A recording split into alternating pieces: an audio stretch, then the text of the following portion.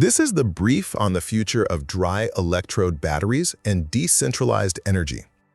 A 2026 Nature Energy study reveals a massive breakthrough, a completely solvent-free way to make batteries that could literally reshape how our neighborhoods store, share, and actually own power.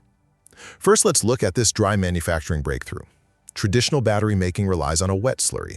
It's kind of like baking a cake with liquid batter inside massive, energy-hungry drying ovens. Well, this new study proves we combine carbon entirely dry, skipping the liquid and ovens altogether.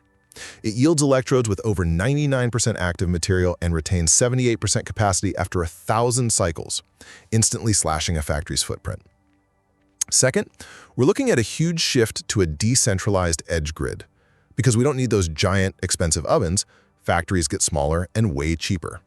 Cheaper batteries mean energy storage finally moves from centralized utility plants straight out to the edge, your home, a school, or an apartment block. Think about it.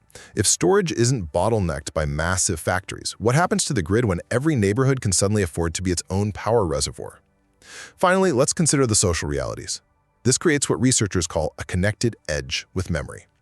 Much like the early internet where local nodes communicate even if the center drops, the main grid just becomes a resilient backup for community storage. Energy sovereignty stops being a luxury and becomes everyday civic infrastructure, letting local clinics easily ride out extreme weather blackouts. By simply stripping the wet solvent out of battery manufacturing, we aren't just building cleaner factories, we're giving communities the literal tools to catch, keep, and control their own power.